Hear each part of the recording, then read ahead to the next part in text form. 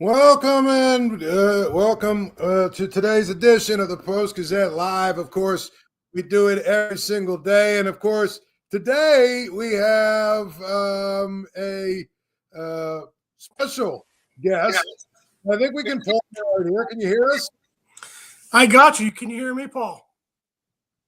Hang on. I don't know if I can hear you. Hang on, Ray. Let's see what we can do here. Now? 1 second here. We've got to get the logistics of this. Anyway, Ray, how are you doing? How about let's start there? I'm good, Paul. How are you doing today? I am good, but I can't hear you. Hang on 1 second here. Let me just figure out what is going on.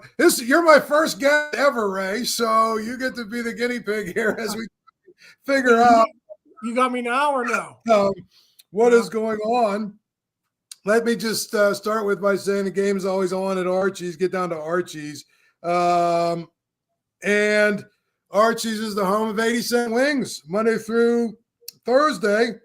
Home with a Paul Zeise grilled cheese sandwich. And, of course, we love Archie. We're talking Steelers.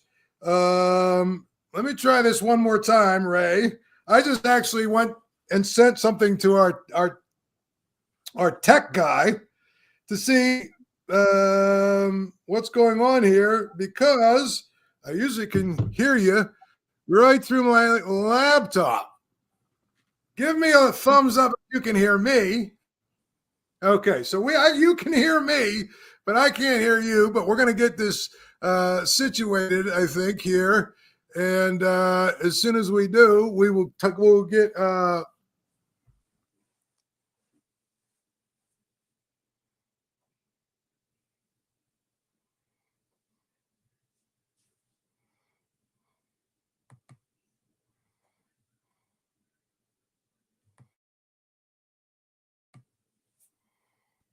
what a mess. Ray, speak. Paul, you got me. I still cannot hear Ray, and I'm really okay. Ray, I'll tell you what. I'm going to throw a question because they say that they can hear you. Okay. So I'm going to throw you a question. You talk for a minute, and I'm going to get Adam on the line and see if I can't figure out why I can't hear you. But they can hear you. Good thing, right? And so that's the big thing. First question for you, Ray. This week there's been a lot of what I would call, unrest in the Steelers locker room. It seems like you've had, the first thing with the finger pointing, where some people think it was Cam Sutton they were pointing fingers at. Then it was we're all in love again and everything is happy and we're doing well. And then the second thing was this whole thing with George Pickens. And so these are things that people are really concerned about, because obviously if you're not in a place where you're feeling good about the locker room, you're probably not in a place where you think the Steelers have a good chance of winning. So why don't you kind of walk us through all that? I see that Adam is here, and hopefully by then I'll be able to hear you. Yeah, so listen, let's tackle the secondary issue first. I thought Minkah Fitzpatrick, when he spoke yesterday, really shed some light on some things that are going on. A lot of people were saying, well, Minkah's responsible for this blown coverage. Cam Sutton is responsible for this blown coverage. But what I said all along, Paul, was these are two of your smartest players in that secondary. Cam Sutton's been here since 2017, except for last year in Detroit when he left for 1 year. Minkah Fitzpatrick has been here since 2019, and they've always had that reputation. So they're not the types of guys who are just going to blow coverages because they don't know what's going on. So what Minkah said yesterday was basically the communication from Patrick Queen and some others on defense isn't what it used to be. So we all know Patrick Queen is here it's his first season. And listeners are out there probably saying, okay, it's week 18. It's January 3rd. Why is this happening now instead of September? I get that, but I'm just relaying to you what Minkah said. The communication from one level to the defense to the other isn't good enough, and they put in some safeguards this week so it can be better. But listen, I'm like all other Steelers fans out there. I need to see it with my own eyes before I believe they got it fixed. Thinking outside the box, Ray, is there a chance the Steelers will not re-sign George Pickens? I get it asked every single time I'm on one of these shows or one of these podcasts. I get it asked all the time. Is there a chance that they might just say they've had enough with him? Yeah, I mean, listen, Paul, you know the history of the Steelers and, how they treat their receivers. There have only been a couple this century that have gotten second contracts. Antonio Brown was one. Hines Ward, was another. And Deontay Johnson, I think, was the third. That's three out of how many? How many guys walked? Mike Wallace walked. Emmanuel Sanders walked. Martavis Bryant was traded before his contract was up. So there have been Plexico Burris, I'll name another. There have been all kinds of talented players who have left here before their rookie contracts have been up. So it's a possibility. But I also know this, Paul, they do not have a lot of talent behind George Pickens. So if they would make that move, they would have to make a heavy investment on receivers in the draft and likely an investment in free agency as well. Okay, so on to tomorrow. I've had this asked about 15 times this week in various forums and whatnot. Let's assume the Ravens win tomorrow, which I think is a safe assumption. Yeah. The Ravens win. Now the Steelers are playing the Bengals in a game that means a lot less than it would have if the Ravens lost. Right. It still means something, though, because obviously it's a difference in where they would play their playoff game likely. My question is, guys that have bumps and bruises and things of the such like that, will Mike Tomlin, would he be, or does he seem like it might be a case of where he might be a little bit more inclined to necessarily say, listen, okay, the difference, we'd like to win here, but we'd rather have in the playoffs, for instance, a guy like TJ Watt healthy or this guy healthy. Could you see him making different decisions that he would have made if the game really meant something? Yeah, I mean, that's a good question. Mike was asked that earlier this week. They do have a pretty clean injury report. Not a lot of guys are questionable. I think Dante Jackson really is the only one. But as you mentioned, TJ Watt turned his ankle a couple of weeks ago. So, there are little bumps and bruises like that where guys maybe could benefit from a little bit of rest. But what Mike Tomlin said was he doesn't think he's going to do that. He wants his team playing well going into the playoffs. They haven't been playing well, so he wants that to turn around. And, Paul, I got to believe that Mike Tomlin is probably thinking along the lines that all Steelers fans are, that going to Houston is much more preferable than going to Baltimore for your first playoff game. And I get it. I know the Steelers have played the Ravens tough over the years. I understand that. But if you just look at Houston's situation now, they're down Stephon Diggs. They are down Tank Dell. They are not getting those guys back for the playoffs. C.J. Stroud is not having the year that he had as a rookie. Bobby Slowick, the OC, a lot of talk last year about him becoming a head coach. You don't hear that this year because the Houston offense isn't that juggernaut that it was last year. So I'm thinking go to Houston. That's probably your best chance to win. And I think that's another reason to go out and play all your best players tomorrow against the Bengals and try to get that win at Acrisure.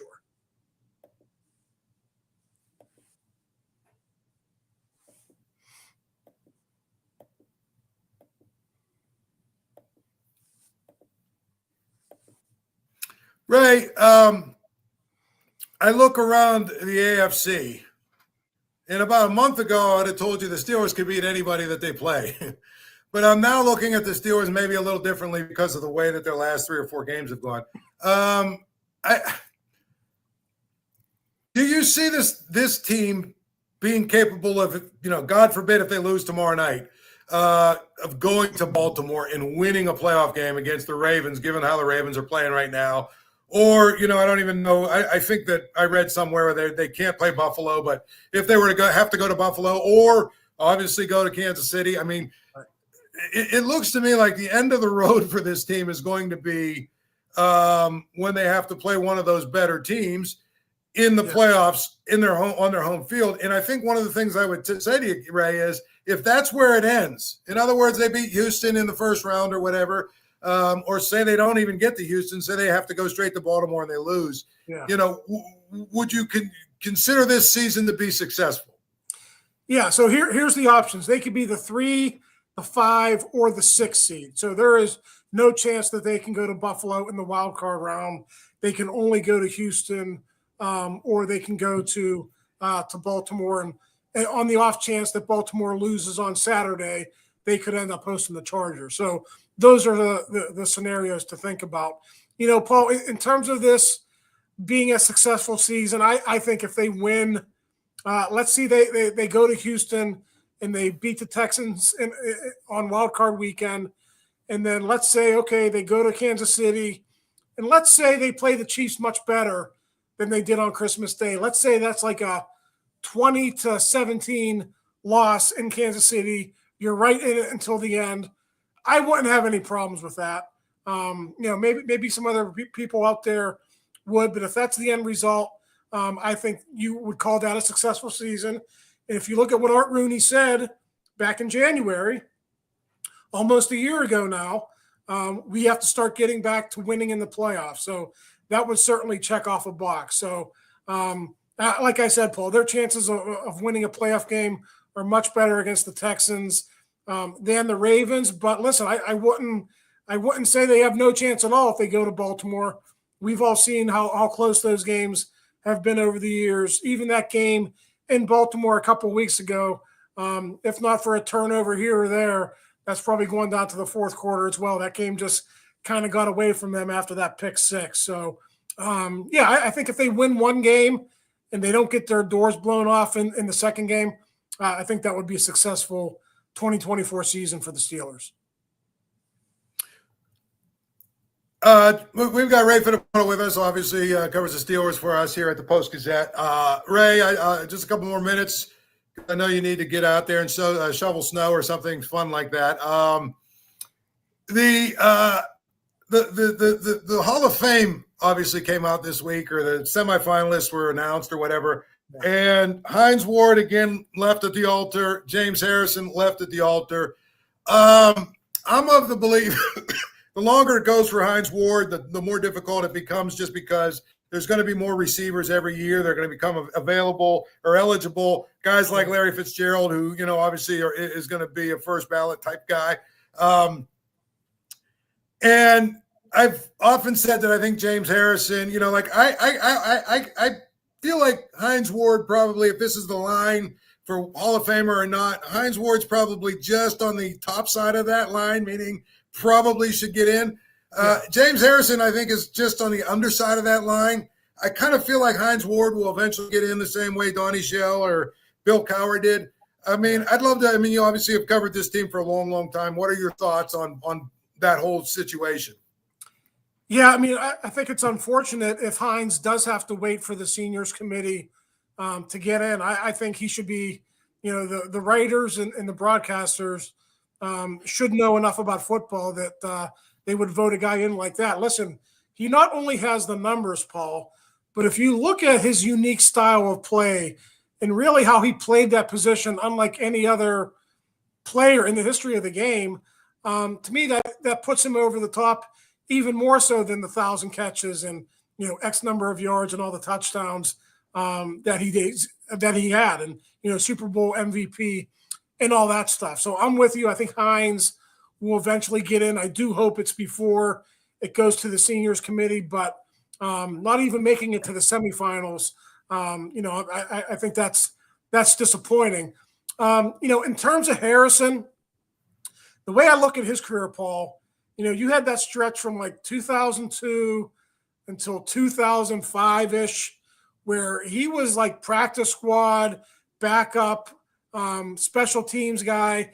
And then once he got his shot, I think it was 2006, basically through 2011, he was one of the best players in the NFL. He won NFL Defensive Player, of the year in 2008. So there's like a 5-6 year stretch where he's one of the best players in the NFL. And then he goes to Cincinnati, part-time player out there, retires, comes back, and he's still accumulating stats. He's still a good player, but he's not at that level like he was from 06 to like 2011. So I understand why people maybe don't want to put him in there with those surefire Hall of Famers, but he's got that touchdown in the Super Bowl to his credit. He's got all kinds of sacks to his name. People forget too, Paul, he dropped a lot in coverage too. There are clips of him intercepting passes as a young player. So he wasn't this guy who was always rushing. He's a guy who would drop into coverage too. So I think he's a Hall of Famer. I'm not sure if he gets in, but that's my 2 cents on both those guys. 2 more for you, Ray. This one I got asked a bunch this week, so I got to ask you because you're the guy. Minkah Fitzpatrick, did he have a Pro Bowl worthy season? Well, if you look around the NFL, Paul, there's not a lot of safeties who are putting up great numbers. If you look at how these defenses are playing, they're playing a lot of too high safety, where the safeties are the last line of defense, and teams just aren't pushing the ball down the field like they used to. They're not putting the ball in harm's way, and it's just one of those things. That's the way the game is being played now. The game goes in cycles, and we're just in one of those cycles where offenses aren't pushing the ball down the field and defenses are making teams earn it. Go down the field, don't make mistakes. Let's see if you can put together a 70, 80-yard touchdown drive. So he doesn't have those splash plays. But if you look around the NFL, Paul, other than, Derwin James and maybe 1 or 2 other guys, who's really putting up numbers? So maybe it's a little bit on reputation, but I think Minkah, in the end, people appreciate his tackling ability, his ability to be the last line of defense. And, I think those are important things when you look at, having to be a free safety in this league. He does his job pretty well. Might not be flashy, but he's doing his job pretty well this year. Last one is kind of a 2-parter. One, I kind of think the Steelers are going to win tomorrow night. I just don't see the Bengals. The Bengals stink. I'm sorry. They got a great offense. They got a great quarterback and 2 good receivers. They're missing a tackle, I think, aren't they? And they've got, their running backs hurt. Their defense stinks. I think the Steelers will win tomorrow night. So number one, A is, kind of give us your thoughts on the game. But B, sort of, if the doomsday scenario happens, let's say Joe Burrow goes crazy and the Steelers lose, and then they go down to Baltimore and they lose in the first round of the playoffs. Is there any world where Mike Tomlin could at least feel his seat warm up a little bit? Or are we just – because I get that question all the time and I say the same thing. Yeah. Maybe I'm wrong. I don't think it would matter one way or the other. I think he's going to be fine. No, I agree with you. Mike Tomlin's not going anywhere, Paul. They could lose to the Bengals 27-0, and they can get shut out the next week.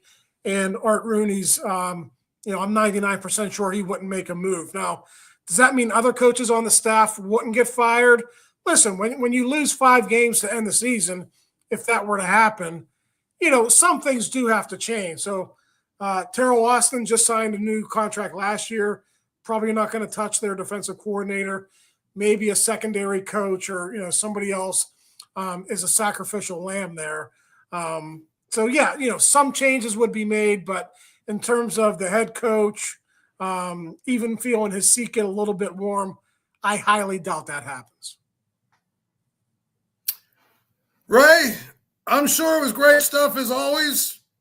I just wish I would have been able to hear it. But next time we hook up, hopefully we can have you on now. I at least got to the point where we were able to get you on, right? And you were spectacular. But we will hopefully be able to hear you and have more of a conversation the next time. But that's great. I thank you for taking the time to jump on, and hopefully you get out there and get that snow off your driveway before it becomes a problem, okay? Thanks, Paul. Appreciate it. All right, man. We'll see you. There goes Ray. And again, it's hilarious, but we just basically conducted an entire interview without me hearing a single word from Ray. I guess, in the world of broadcasting, we're supposed to just play it off and lie, but I think it's hilarious. You guys were treated to, I'm sure, great content from him. He gave you good thoughts on the Steelers. He gave you good thoughts on Minkah Fitzpatrick. All of the things that you've been asking me about all week, well, guess what? Ray was able to answer for you, and hopefully he did a good job. And, as we build this thing, again, we're just sort of trying to figure out how to make it all work, and it's going to work. It's going to be good. We'll have guests on like Ray. We'll have other guests on. We'll have, guys that can break stuff down for you. Sometimes we'll have some entertaining guests. I mean, we're gonna have a good time with this. We always do. That's one thing I do. I just think that's hilarious that we just did an entire interview. We just did an entire interview, and I didn't hear a single word he had to say. Now he heard me, which made it, I guess, work. Now, when we talk about the Bengals and the Steelers tomorrow, let's break a couple things down that we did talk about, and I'm going to look at the Bengals first.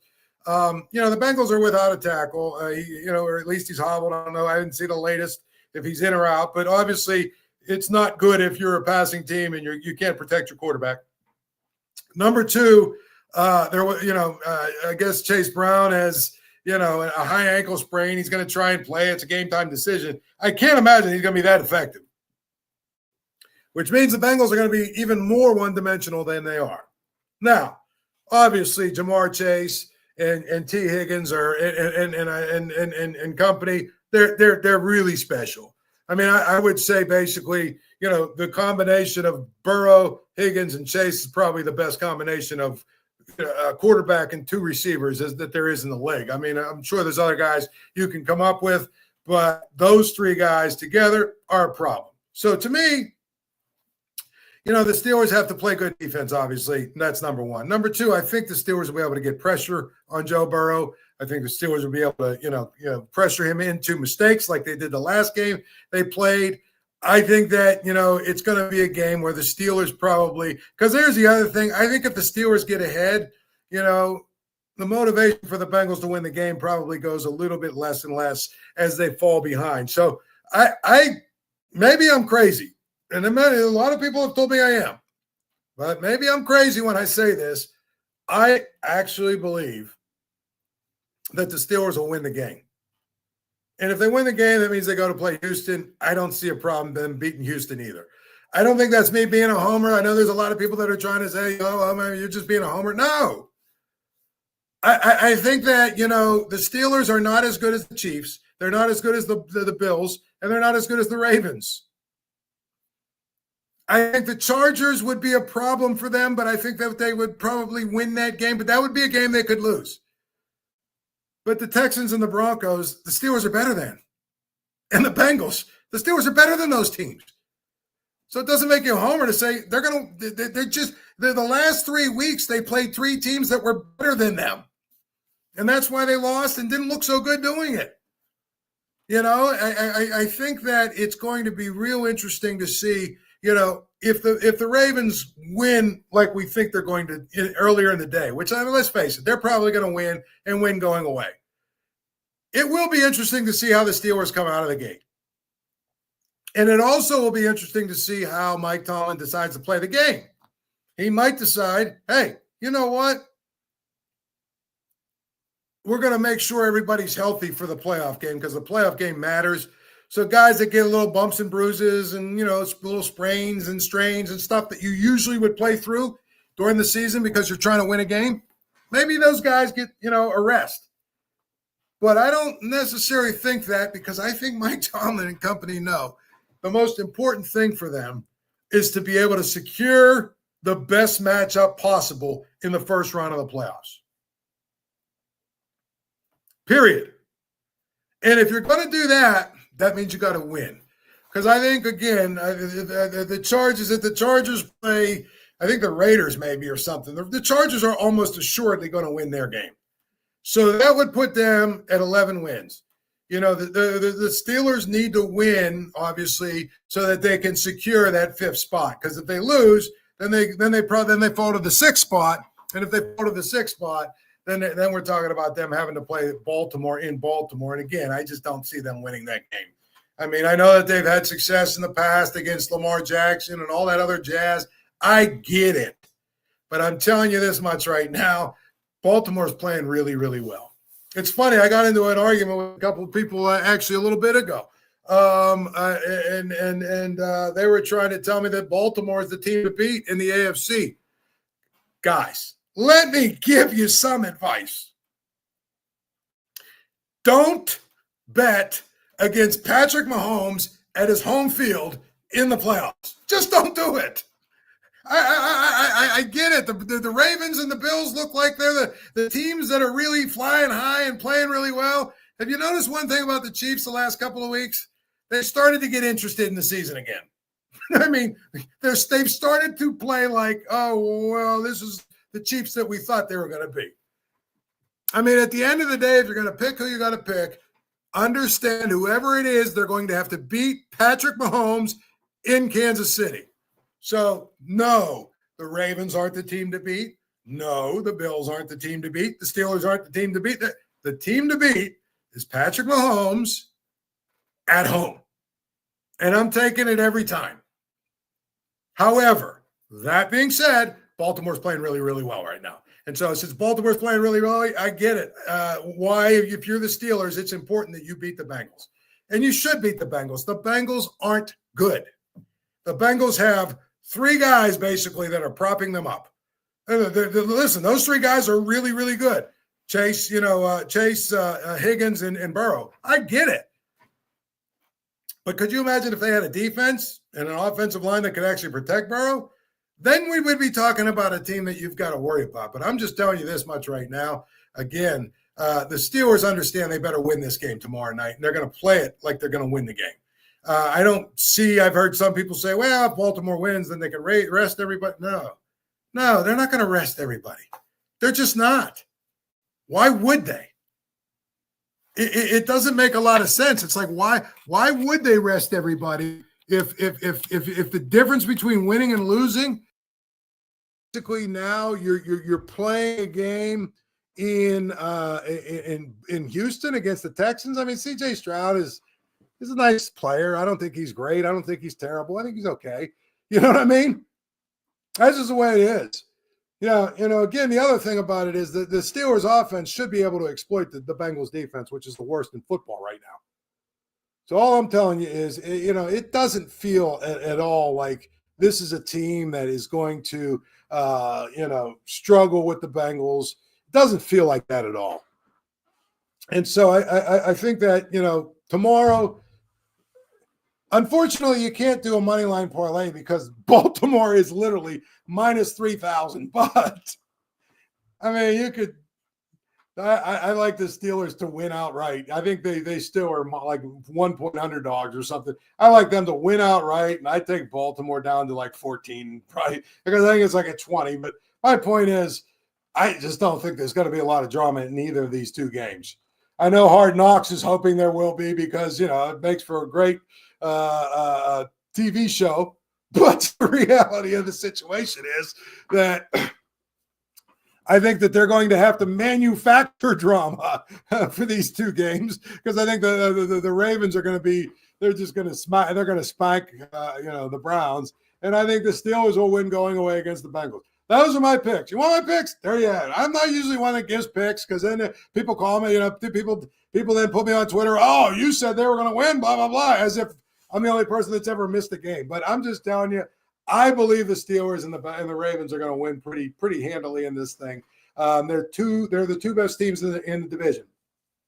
And I think that, we will see that play out that way. Speaking of which, and we're going to get more into this next week when we get going next week again.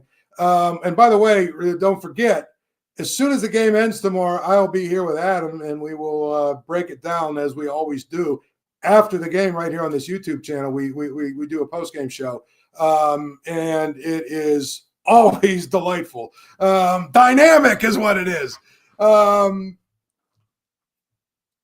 Anyway, right after the game tomorrow night, we have the post-game show. But the college football playoff now has turned into something very interesting to me. Notre Dame, Penn State. We're going to talk about that a lot next week. Obviously, a lot of people around here have at least some rooting interest in that thing. I mean, we've got 3 fan bases basically here. 4. We have 4 fan bases basically here in Western PA, right?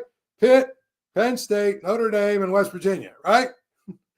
I don't think West Virginia cares either way. I mean, I just don't think West Virginia fans care either way between Penn State and Notre Dame. Obviously, Notre Dame fans and Catholics will be rooting for Notre Dame.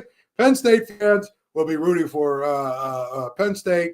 And, of course, Pitt fans, I think, if I know Pitt fans, are going to be rooting for Notre Dame. And it goes against everything that they go, but there's only one team. You know, I would say there's 2 teams lower on the totem pole in Pitt fans' minds than West Virginia. West Virginia obviously is right here, and below them is Notre Dame, and then at the bottom is Penn State. I would be willing to bet most Pitt fans are going to root for Notre Dame. But we'll talk about that a lot more next week. It's kind of interesting how that is all played out, is that the best teams are left. Imagine that. The second part of that is the best teams all were teams that didn't have a bye because of the stupid way that they seeded this thing. But at the end of the day, I will say this. I think Oregon is probably better than Texas and Notre Dame. But you know what? Oregon had to play Ohio State. Too bad. But I do find it amazing. And this is one of those things we'll get into next week. Notre Dame, Penn State. If you're a Pitt fan, who are you rooting for? I would be willing to bet you're rooting for Notre Dame, just based on my years of covering Pitt. I mean, they're a different bunch, but I would be willing to bet they are going to root for Notre Dame. And I think that the other thing is, if you look at the way that everything played out, if they just seeded it a little bit better, we would have had a lot better matchups than we did. We'll talk about all that stuff next week because I don't want to get ahead of myself. It's the NFL that is on our minds for this weekend. It's all about the Steelers and the Steelers' ability to beat the Bengals. And if they don't, boy, I know Ray feels the same way I do, which is, you know, Mike Tomlin's not going anywhere. There's no hot seat for him. But they lose to the Bengals and then ultimately lose to the Ravens. Actually, God forbid they beat the Bengals and then lose to the Texans. Either way, you know, if they don't win a playoff game this year, we really, really have to worry about whether or not they're ever going to get over the top with their current setup. Nevertheless, it's snowy outside. Be safe where you go. Enjoy your weekend. Adam and I will be back here tomorrow right after the game, right on this YouTube channel. We'll do the post-game show and have a lot of fun. Until then, enjoy your evening. And, of course, the thing about me with this is they got to figure out all this technology stuff.